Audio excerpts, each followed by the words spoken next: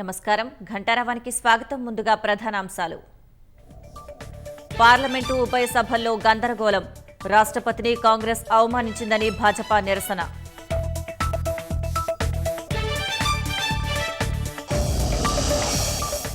నాగార్జున సాగర్ ఎడమ కాల్వ నుంచి సాగునీటి విడుదల. చివరి ఆయకట్టు వరకు నీళ్లివ్వడమే లక్ష్యమన్న జగదీష్ రెడ్డి.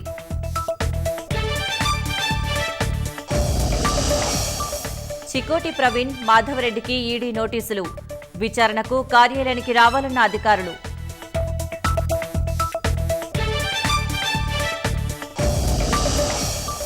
హైదరాబాద్లో కమాండ్ కంట్రోల్ కేంద్రం ప్రారంభానికి ముహూర్తం. ఆగస్టు 4న ప్రారంభించనున్న ముఖ్యమంత్రి కేసీఆర్.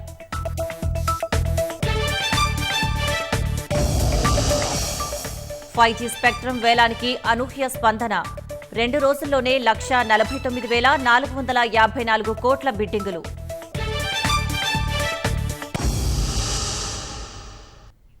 రాష్ట్రపతి ద్రౌపది ముర్మును ఉద్దేశించి కాంగ్రెస్ లోక్సభ పక్ష నేత అధీర్ రంజన్ చౌదరి చేసిన వ్యాఖ్యలపై భాజపా ఆందోళనతో లోక్సభ దద్దరిల్లింది. తక్షణమే అధీర్తో పాటు ఆ పార్టీ అధినేత్రి సోనియాగాంధీ క్షమాపణలు చెప్పాలంటూ పలువురు కేంద్ర మంత్రులు, భాజపా సభ్యులు సభలో ఆందోళనకు దిగారు. సభ ప్రారంభం కాగానే అధీర్ రంజన్ చౌదరి ముర్మును అవమానించేలా మాట్లాడారని కేంద్ర మంత్రి స్మృతి ఇరానీ తీవ్రస్థాయిలో మండిపడ్డారు. దేశంలో గిరిజనులు, పేదలు, అణగారిన వర్గాలందరినీ ఆయన అవమానించారని విమర్శించారు.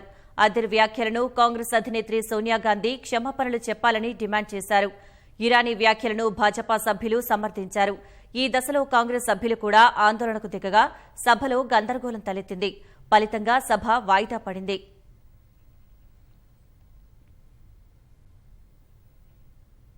రాజ్యసభ సమావేశాలు ప్రత్యక్ష ప్రసారం ద్వారా చూద్దాం.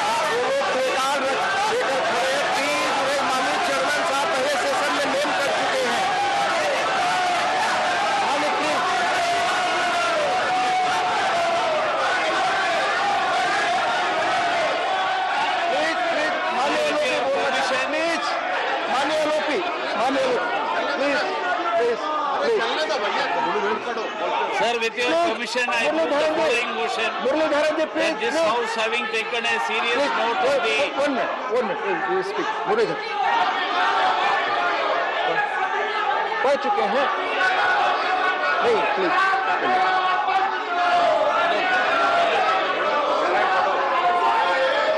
सदस्य हैं और लोकसभा के सदस्य हैं, उनके बारे में इस सदन में वो आवाज नहीं उठा सकते. आपके रूल्स कोई परमिट नहीं करते.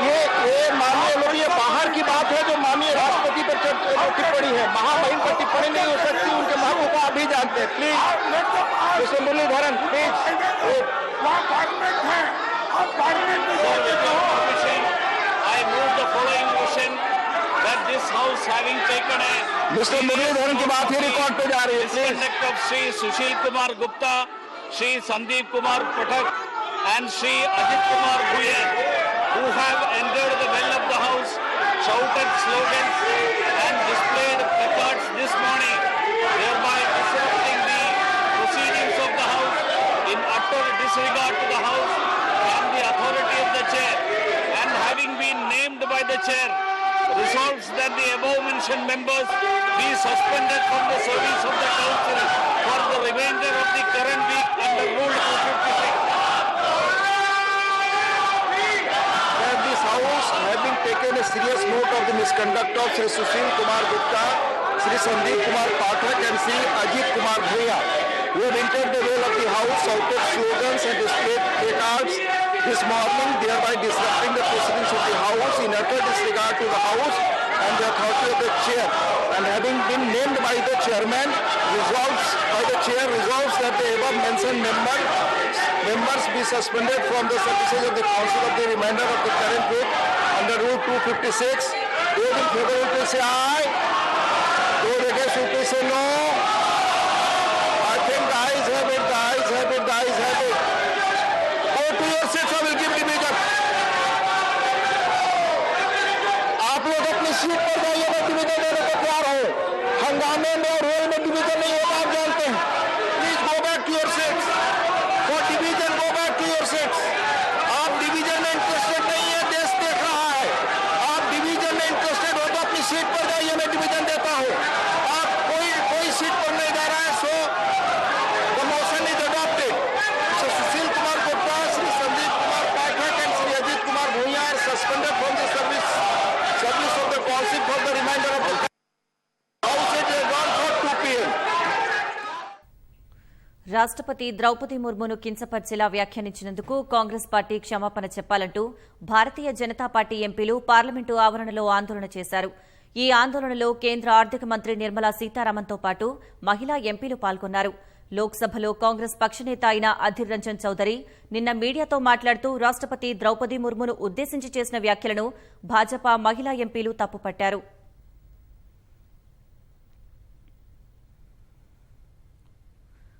పార్లమెంటు ఆవరణలో తెరాస ఎంపీలు నిరసన చేపట్టారు. దేశంలో పెరిగిపోతున్న నిత్యావసర వస్తువుల ధరలు, అమాంతం పెరిగిన జీఎస్టీకి నిరసనగా తెరాస ఎంపీలు ఆందోళన చేపట్టారు. పార్లమెంటు ఆవరణలోని గాంధీ విగ్రహం ఎదుట తమ నిరసన తెలిపారు. మోదీ ప్రభుత్వం వెంటనే ధరలను నియంత్రించాలని డిమాండ్ చేశారు. పెంచిన జీఎస్టీను ఉపసంహరించుకోవాలని నినాదాలు చేశారు.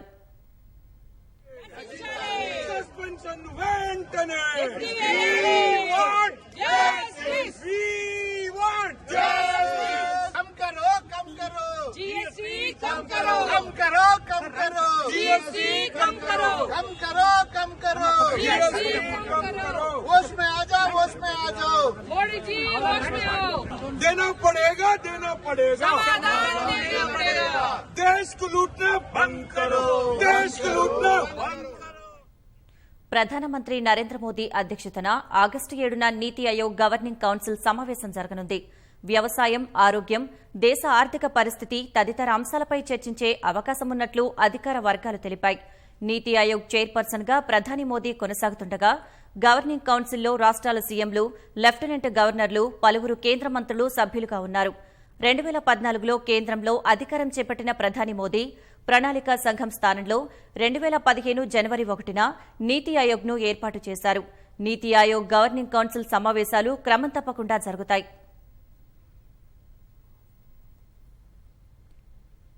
పశ్చిమ బెంగాల్లో కలకలం రేపుతున్న ఉపాధ్యాయ నియామక కుంభకోణానికి సంబంధించి ఎన్ఫోర్స్మెంట్ డైరెక్టరేట్ ఈడీ తీగలాగితే డొంకంతా కదులుతోంది. ఇప్పటికే ఈ కేసులో మంత్రి పార్థ చటర్జీ, ఆయన సన్నిహితురాలు అర్పితా చటర్జీతో పాటు ఎమ్మెల్యే మాణిక్ భట్టాచార్యను అరెస్ట్ చేసిన దర్యాప్తు అధికారులు తాజాగా మంత్రి వ్యక్తిగత కార్యదర్శి సుకంతా ఆచార్యకు సమన్లు పంపారు. విచారణకు హాజరు కావాలని సూచించారు. ఈ కుంభకోణంతో ప్రమేయమున్న మరికొందరికి కూడా సమన్లు పంపే అవకాశమున్నట్లు సంబంధిత వర్గాలు తెలిపాయి. మరోవైపు మంత్రి పార్థ చటర్జీ సన్నిహితురాలు అర్పితా చటర్జీ నివాసం నుంచి తొలుత 21 కోట్ల నగదు, 2 కోట్ల ఆభరణాలు గుర్తించిన ఈడీ అధికారులు నిన్న మరో ప్లాట్ నుంచి 29 కోట్ల నగదు, 5 కిలోల బంగారు ఆభరణాలు స్వాధీనం చేసుకున్నారు. 18 గంటల సోదాల తర్వాత 29 కోట్ల నగదును 10 ట్రంకు పెట్టెల్లో తరలించారు. సోదాల సందర్భంగా 40 పేజీల డైరీని కూడా అధికారులు గుర్తించారు. అందులో మరిన్ని విషయాలు ఉండే అవకాశముందని భావిస్తున్నారు. రైతులు కేవలం వరినే కాకుండా అధిక దిగుబడి, ఆదాయమిచ్చే ఆరుతడి పంటలు సాగు చేయాలని విద్యుత్ శాఖ మంత్రి జగదీష్ రెడ్డి ఆకాంక్షించారు. రాష్ట్ర ప్రభుత్వం కృష్ణా జలాల విషయంలో నిక్కచ్చిగా వ్యవహరించడం వల్లే రైతులకు ప్రయోజనం చేకూరుతుందన్నారు. చివరి ఆయకట్టు భూమి వరకు సాగునీరివ్వడమే ప్రభుత్వ లక్ష్యమని పునరుద్ఘాటించారు. నాగార్జున సాగర్ ఎడమ కాలువ నుంచి సాగునీటిని మంత్రి జగదీష్ రెడ్డి విడుదల చేశారు. ఎగువన శ్రీశైలం నిండినందున ఈ 7 సాగర్ ఆయకట్టు రైతులకు సాగునీటికి ఢోకా లేదని మంత్రి స్పష్టం చేశారు. ఎస్ఎల్బీసీ ద్వారా చరిత్రలో ఎన్నడూ కూడా చేరినటువంటి చివరి భూములకు కూడా నీళ్లు అందిస్తా ఉన్నాం. ఏ మేజర్కి ఏ పేరు పెడతామో ఆ గ్రామం భూములకు మొదలు చేరాలి అని చెప్పి ముఖ్యమంత్రి గారు ఇచ్చిన ఆదేశాలతోని రాజవరం కావచ్చు, ముదుమాణిక్యం కావచ్చు, సూరేపల్లి కావచ్చు, జాన్పాడు కావచ్చు, అన్ని మేజర్లు కూడా నీళ్ళు అందుతున్నది కేవలం తెలంగాణ రాష్ట్రంలోనే టీఆర్ఎస్ పరిపాలనలోనే. ఇవాళ నీళ్ళు ప్రారంభం చేసుకున్నాం. ఈ నీళ్ళని ఎట్లా సద్వినియోగం చేసుకోవాలి, కేవలం వరి పొలం పండించడం ద్వారా వస్తున్న ఆదాయం ఎంత, ఈ నీళ్ళని సరైన పద్ధతుల్లో వినియోగించుకొని ఇతర పంటలు కూడా అధిక ఆదాయం ఇచ్చే పంటలు ఎట్లా పండించుకోవాలని కూడా ఆలోచన చేసుకోవడం అనేది అవసరం. కేసీఆర్ గారు ఆశిస్తున్నది ప్రతి రైతు కూడా ఎకరానికి ₹1,00,000 పైన ఆదాయాన్ని పొందగలిగితేనే, తీసుకోగలిగితేనే ఆ రైతు సరైన పద్ధతుల్లో జీవించే అవకాశం ఉంటుంది. తన ఖర్చులు సరిపోయే పద్ధతుల్లో ఆదాయాన్ని, వనరులను సమకూర్చుకునే అవకాశం ఉంటుంది. మేము తప్పకుండా ఈ నీళ్లు ఆరుతడి పంటల ద్వారానే ఇస్తాం. ఆరుతడి పంటల ద్వారానే వరిలో కూడా దిగుబడి ఎక్కువ వచ్చిందనే విషయాన్ని మన రైతాంగం గమనించారు. ఆ పద్ధతిలో చేసుకుంటున్నారు. కాబట్టి మరి తప్పకుండా మొదటి పంటకు ఎటువంటి డోకా లేదు. మన సీజన్ ప్రారంభంలో ఉన్నాం కాబట్టి రెండో పంట కూడా నీళ్ళు అందే అవకాశం ఉంది. అందులో సందేహం ఏం లేదు. పైన శ్రీశైలం కూడా నిండి ఉంది కాబట్టి ఇప్పటికే తప్పకుండా రైతాంగం కాస్త శాస్త్రీయంగా ఆలోచించి, చైతన్యవంతంగా ఆలోచించి అధిక దిగుబడినిచ్చే పంటల్ని ఎంచుకోవాలని కేసీఆర్ గారి కోరికను మన్నించి రైతాంగం అందరూ కూడా ఆ వైపు ఆలోచించాలని చెప్పి విజ్ఞప్తి చేస్తాం. క్యాసినో కీలక సూత్రధారి చికోటి ప్రవీణ్ ఇంట్లో ఈడీ సోదాలు ముగిశాయి.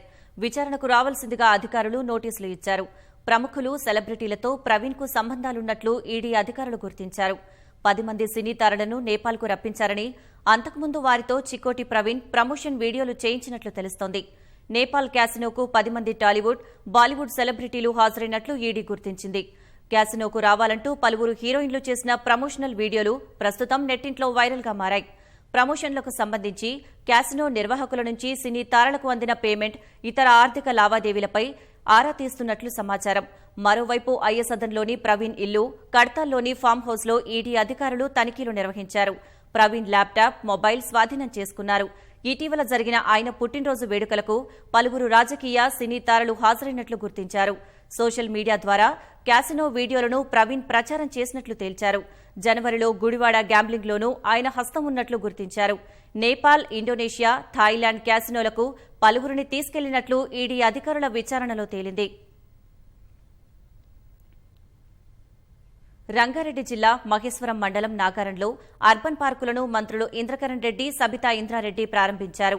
6 అర్బన్ పార్కుల కోసం 26 కోట్ల రూపాయలు ఖర్చు పెట్టి అభివృద్ది చేశామని, నేటి నుంచి ఇవి అందుబాటులోకి తీసుకొస్తున్నామని మంత్రి ఇంద్రకరణ్ రెడ్డి అన్నారు. అర్బన్ పార్కుల్లోకి స్థానికులను వారానికి ఒకరోజు ఉచితంగా అనుమతిస్తామని మంత్రి సబితా ఇంద్రారెడ్డి స్పష్టం చేశారు. పార్కులు ఏర్పాటు చేస్తున్నామంటే ఈ చుట్టుపక్కల ఉన్న ప్రజలందరూ కూడా మంచి ఒక మనకు ఆక్సిజన్, మనకి ఏదైతే ఎప్పుడు కూడా మనము సిటీలలో ఉన్నటువంటి ఫ్యాక్టరీలు కానీ అది కానీ మనకు మంచి శ్వాస దొరకదు. ఇప్పుడు ఇక్కడ అడవులలో అయితే మనకు ఆక్సిజన్ బాగా దొరుకుతుంది. కాబట్టి ఈ యొక్క కాన్సెప్ట్తోని అర్బన్ పార్క్స్ క్యాంపా నిధుల ద్వారా బ్రహ్మాండంగా డెవలప్మెంట్ చేయడం జరుగుతుంది. హైదరాబాదులో ఎక్కడ కూడా ఫారెస్ట్ భూమి ఎక్కడ కూడా ఎంక్రోచ్మెంట్ కాలేదు. అది నిజంగా కూడా చాలా మంచి కాన్సెప్ట్. ప్రజలందరూ కూడా సహకరిస్తున్నారు. మీరు కూడా వాకింగ్ చేసే క్రమంలో మనం ఈ చెట్లు కాపాడుకొని ఇంకా కొత్త కొత్త చెట్లు పెట్టి ఏర్పాటు చేయడము, పిల్లల గేమ్స్ పెట్టడము, ఇవన్నీ కూడా ఉంటాయి. మన రింగ్ రోడ్ చుట్టుపక్కల దాదాపుగా 59 అర్బన్ పార్క్స్ డెవలప్ చేయాలని. ఎందుకంటే చాలా కాలనీస్ చుట్టుపక్కల, రింగ్ రోడ్ చుట్టుపక్కల ఏర్పడ్డ చాలా కాలనీస్ అన్ని కూడా చాలా మున్సిపల్ కార్పొరేషన్స్, మున్సిపాలిటీస్ ఏవైతే ఉన్నాయో వీళ్ళందరికీ కూడా సండే అయితేనో లేకపోతే సాయంత్రం ఎక్కడైనా వెళ్దామన్నానో ఎక్కడికి వెళ్ళడానికి అవకాశం ఉండదు. ఈరోజు హైదరాబాద్లో కేబీఆర్ పార్క్ అంటే మార్నింగ్ వెళ్ళగానే వాకింగ్కి వెళ్తూ ఉంటారు. సో అలాగే ఈ పార్కులను కూడా ఉపయోగించుకోవడానికి అనేది ఈరోజు ఫారెస్ట్ డిపార్ట్మెంట్ అందుబాటులోకి తీసుకొచ్చున్నారు తెలంగాణ రాష్ట్ర ప్రభుత్వం తరఫున. స్థానికంగా ఉన్న వాళ్ళకి వీక్లీ వన్స్ వాళ్ళకు ఫ్రీగా ఇవ్వండి పర్మిషన్ అన్నాము. ఇమ్మీడియట్గా ఒప్పుకున్నారు. వారికి ప్రత్యేకంగా ధన్యవాదాలు. దేశంలోనే ప్రతిష్టాత్మకంగా నిర్మిస్తున్న పోలీస్ కంట్రోల్ కమాండ్ సెంటర్ ప్రారంభోత్సవానికి ముహూర్తం ఖరారైంది. ఆగస్టు 4న కమాండ్ కంట్రోల్ కేంద్రాన్ని ముఖ్యమంత్రి కేసీఆర్ లాంఛనంగా ప్రారంభించనున్నారు. ఇందుకోసం పోలీస్ శాఖ ఘనంగా ఏర్పాట్లను చకచకా చేస్తోంది. పలువురు సీనియర్ ఐపీఎస్లకు బాధ్యతలు ఇస్తూ సర్క్యులర్ జారీ చేసింది. హైదరాబాద్ సిటీ పోలీసుల చరిత్ర తెలియజెప్పేలా ప్రత్యేక ఏర్పాట్లు చేయనున్నారు. దీనికి అదనపు సిపి చౌహాన్ బాధ్యతుడిగా వ్యవహరించనున్నారు. ప్రారంభోత్సవంలో పాల్గొనే అతిథుల ప్రోటోకాల్తో ఇతర ఏర్పాట్లను అదనపు సిపి ఏఆర్ శ్రీనివాస్ చూసుకోనున్నారు. పోలీస్ శాఖకే వన్నె తెచ్చేలా రాష్ట్ర ప్రభుత్వం ఎన్నో ప్రత్యేకతలతో ఈ భవనాన్ని బంజారాహిల్స్లో నిర్మించింది. అత్యాధునిక సాంకేతిక పరిజ్ఞానంతో ఐకానిక్ భవనంగా తీర్చిదిద్దారు. 585 కోట్లతో సాంకేతిక హంగులతో దీన్ని నిర్మించారు. 19 అంతస్తులున్న ఈ భవనం నుంచి 360 డిగ్రీల కోణంలో భాగ్యనగరాన్ని వీక్షించొచ్చు. 6 అంతస్తులోని కమాండ్ కంట్రోల్ కేంద్రానికి వెళ్లి బయట నుంచి వచ్చే పోలీసులు చేస్తున్న ఆపరేషన్ను సాధారణ ప్రజానికం చూసే వీలు కల్పించనున్నారు. ప్రజల 14, 15వ అంతస్తు సందర్శనకు వీలు కల్పించనున్నారు. ఇందుకోసం కొంత మొత్తంలో రుసుము వసూలు చేయనున్నట్లు పోలీసు వర్గాల ద్వారా తెలుస్తోంది.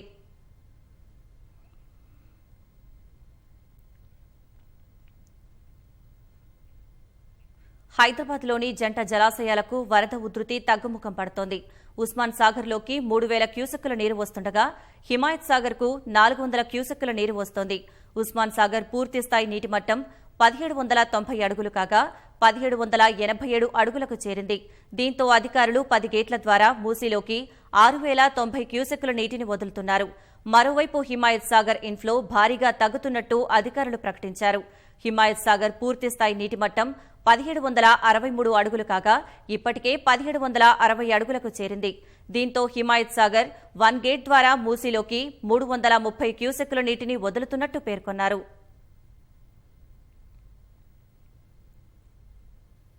హైదరాబాద్లో కొన్ని రోజుల నుంచి కురుస్తున్న భారీ వర్షాలకు హిమాయత్ సాగర్ జలాశయంలో భారీగా వరద చేరుతోంది. దీంతో వరదను దిగువకు విడుదల చేయడం వల్ల మూసీ నది ఉధృతంగా ప్రవహించడంతో ముసరాబాగ్లోని వంతెన ధ్వంసమైపోయింది. రాకపోకలకు అంతరాయం ఏర్పడింది. ఘటనా స్థలానికి చేరుకున్న ఇంజనీరింగ్ అధికారులు సహాయక చర్యలు చేపట్టారు. చెల్లాచెదురైన శిథిలాలు తొలగించి ట్రాఫిక్ను పునరుద్దరిస్తామని తెలిపారు. ఉన్న సిల్ట్ ప్లస్ ఫుట్పాత్ మీద ఉన్న బండలన్నీ మొత్తం శుభ్రం చేసేసేసి ఎంత తొందరగా వీలుంటే అంత తొందరగా ట్రాఫిక్కి వదిలిపెట్టాలని చెప్పే ఆలోచనలో మేము ఉన్నాము. ఆల్రెడీ మా వర్కర్స్ని డిప్లాయ్ చేసినాము. ఆల్మోస్ట్ 2 to 3 o'clock వరకల్లా మొత్తం క్లియర్ చేసి ఇచ్చేసేస్తాం. సాయంత్రం ట్రాఫిక్కి రిలీజ్ చేయడానికి ప్రయత్నం చేస్తాం. అంబర్పేట్ సైడ్ నుంచి అయితే ఎవరి ఇళ్లలోకి నీళ్ళు రాలేదు, ఎలాంటి సహాయ చర్యలు కూడా చేపట్టలేదు. కేవలం ఒకే ఒక ఇబ్బంది ఏంటంటే కాజ్వే మించి దగ్గర 1.5 meters to 2 meters depth water పోయింది, రైలింగ్ పోయింది, తర్వాత ఫెన్సింగ్ పోయింది, అది ఇబ్బంది. తర్వాత ఒండు కొట్టుకొని వచ్చడం వల్ల కొంచెం ఇబ్బంది అవుతుంది. ఫుట్పాత్ కూడా మొత్తం డ్యామేజ్ అయిపోయింది. ఆల్రెడీ మున్సిపల్ మినిస్టర్ గారు 2 కాజ్వేల బదులు 2 హై లెవెల్ బ్రిడ్జెస్ టేకప్ చేసేందుకు 6/7/2022 నాడు ఒకటి సర్కులర్ ఇచ్చేసేసారు. శాంక్షన్ కూడా అయినాయి. Musarambagh bridge high level bridge కొరకు 52 కోట్లు, చాదర్ఘాట్ హై లెవెల్ బ్రిడ్జ్ కొరకు 42 కోట్లు కూడా శాంక్షన్ అవ్వడం జరిగింది. అది టెండర్ ప్రాసెస్లో ఉంది. అది వేరే వర్క్ వాళ్ళు, వేరే సెక్షన్ వాళ్ళు అది ప్రాసెస్ చేసుకుంటారండి. ఓ సినిమాలో ఎన్ని మలుపులు ఉంటాయో అంతకుమించిన మలుపులు ఆమె జీవితంలో ఎదురయ్యాయి. ఇకపై జీవితం బాగుంటుంది అనుకున్న ప్రతిసారి ఆశలు సమాధి అవుతూనే ఉన్నాయి. అలాంటి తరుణంలో ఓ చిన్ని ప్రయత్నమే ఆమెను నిలబెట్టింది. తన జీవిత ప్రయాణంతోనే లక్షలాది మందికి స్ఫూర్తిగా నిలుస్తూ గిన్నిస్ రికార్డులో చోటు దక్కించుకుంది తనే చైనాకు చెందిన లిజీచి.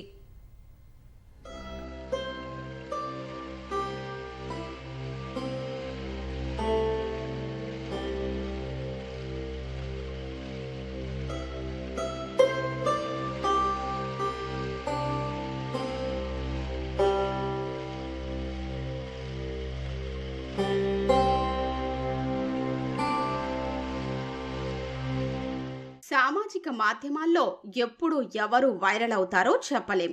కొందరిని తొందరగా స్టార్స్ చేసే సామాజిక మాధ్యమాలు కొంచెం ఆలస్యమైనప్పటికీ నిజాయితీగా కష్టపడే వారికి కూడా స్టార్డమ్ అందిస్తుంటాయి. ఈ అమ్మాయి విషయంలో ఆ మాటలు నిజమే అనిపిస్తుంది. పూట గడవడానికి కష్టంగా ఉండే లిజీచి చైనాలోని అత్యధిక సబ్స్క్రైబర్స్ గల యూట్యూబర్ గా నిలిచింది. చైనాలోని ప్రభావవంతమైన యువతలో లిజీచి ఒకరు. చుట్టూ పర్వతాలు, కొండల మధ్యనున్న ఓ మారుమూల పల్లెలో నివసిస్తోంది. చిన్నతనంలోని తల్లిదండ్రులు విడాకులు తీసుకున్నారు. ఆ కొద్ది కాలానికి తండ్రి మరణంతో నానమ్మ, తాతయ్యల దగ్గరే పెరిగింది. ఆమె తాత ఆ చుట్టుపక్కల ప్రాంతాల్లో మంచి పేరున్న చెఫ్. ఆయన ప్రభావంతో చిన్నప్పటి నుంచే గరిటె పట్టి రుచికరమైన వంటకాలు నేర్చుకుంది. సంప్రదాయ చేనేతలోనూ ప్రావీణ్యం సంపాదించింది. 14 ఏళ్ల వయస్సులో తాత మరణంతో కుటుంబ పోషణ కోసం చదువు మాని ఉద్యోగం చెయ్యాల్సి వచ్చింది. మొదట్లో ఊర్లో కూలి పనులకు వెళ్ళింది. తరువాత దగ్గర్లోని పట్టణానికి వెళ్లి ఎలక్ట్రీషియన్, వెయిటర్ వంటి పనులు చేసింది. నానమ్మకు ఆరోగ్యం బాగోలేకపోవడంతో తిరిగి సొంతూరుకొచ్చింది. ఇంకేముంది, ఇంట్లో ఉంటూ పొలం పనులు చూసుకునేది. తన జీవితమేంటో తనకే అర్థమయ్యేది కాదు.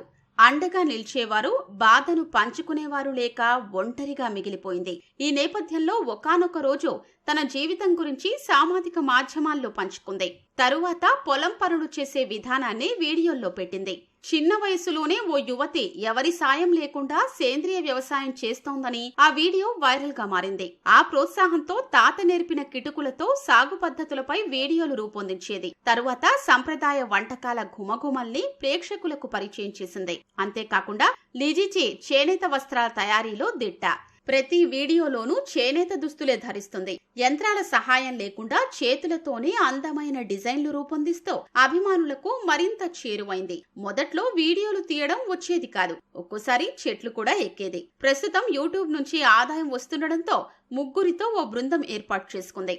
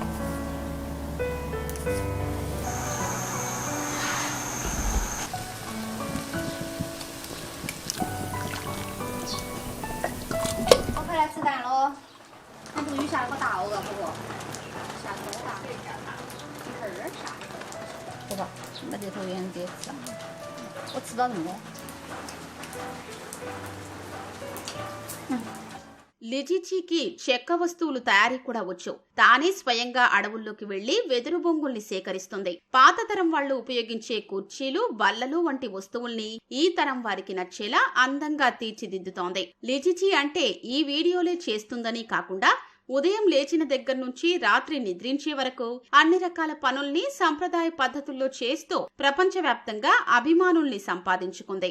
అందంతో పాటు అమాయకత్వంతో కూడిన లిజిచి యూట్యూబ్ ఛానల్ కు 1,66,00,000కు పైగా సబ్స్క్రైబర్లున్నారు. చైనీస్ భాషలో ఇంతమంది సబ్స్క్రైబర్లు పొందిన తొలి యూట్యూబర్ తనే. అందుకుగాను 2021 జనవరిలో గిన్నీస్ వరల్డ్ బుక్ రికార్డ్స్ లో చోటు దక్కింది. తన జీవిత ప్రయాణాన్నే 10 మందికి తెలియజేసి వీడియోలు చూసే వారిలో పాజిటివ్ దృక్పథం నింపుతోంది. అందుకే లిజిచి అంటే చైనాలో ఓ ప్రత్యేక గుర్తింపు ఉంది.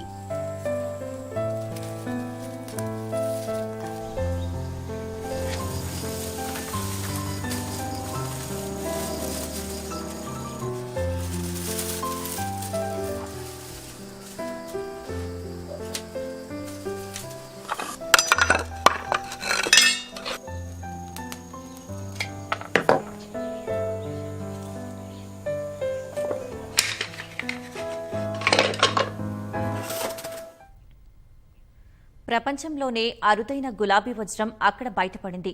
300 ఏళ్లలో అంత పెద్ద వజ్రం దొరకడం ఇదే మొదటిసారి. మరి ఇంతకీ ఆ వజ్రం గొప్పతనమేంటి? ఆ వజ్రం ఏ దేశంలో బయటపడింది? దాన్ని ఎక్కడ వేలం వేస్తారో తెలియాలంటే ఈ కథనం చూడాల్సిందే. మధ్య ఆఫ్రికాలోని అంగోలా దేశంలో అత్యంత అరుదైన గులాబీ వజ్రం లభ్యమైంది. ఇది అరుదైనది, అత్యంత స్వచ్ఛమైనదిగా మైనింగ్ అధికారులు చెబుతున్నారు. ఈ గులాబీ వజ్రం 170 క్యారెట్లు ఉన్నట్లు తెలిపారు. గత 300 ఏళ్లలో ఇంత పెద్ద వజ్రం దొరకడం ఇదే తొలిసారి అని పేర్కొన్నారు. ఈ పింక్ డైమండ్ ని లూలో రోజ్ గా పిలుస్తున్నారు.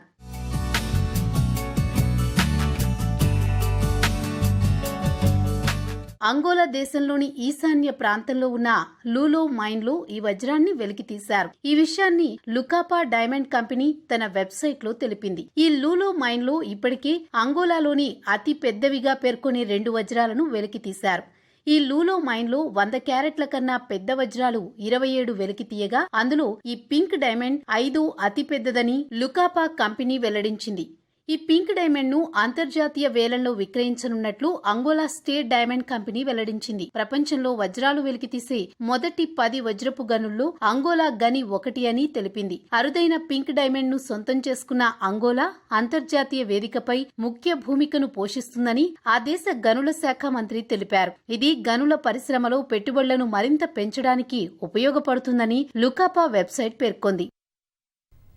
బర్మింగ్హామ్ వేదికగా ప్రతిష్టాత్మక కామన్వెల్త్ క్రీడలు ఈ రాత్రికి ప్రారంభం కానున్నాయి. రాత్రి 11:30కు నిర్వహించే ఆరంభ వేడుకలతో క్రీడలు ప్రారంభమవుతాయి. ఆరంభ వేడుకల్లో భారత పతాకాధికారిగా పీవీ సింధు, పురుషుల హాకీ జట్టు కెప్టెన్ మన్ప్రీత్ సింగ్ వ్యవహరిస్తారు. మొత్తం 11 రోజుల పాటు జరగనున్న కామన్వెల్త్ గేమ్స్ ఆగస్టు 8తో ముగుస్తాయి. ఈసారి 15 వేదికల్లో 20 క్రీడల్లో పోటీలు నిర్వహిస్తున్నారు. మరోవైపు 18వసారి కామన్వెల్త్ క్రీడల్లో పోటీ పడుతున్న భారత్ మరోసారి బలమైన బృందాన్ని బర్మింగ్హామ్కు పంపింది. 215 మంది అథ్లెట్లు ఈ విభాగాల్లో పతకాల వేట సాగించనున్నారు. అయితే కామన్వెల్త్ క్రీడల చరిత్రలో దేశానికి అత్యధిక పతకాలు అందించిన షూటింగ్ను ఈసారి నిర్వహించడం లేదు.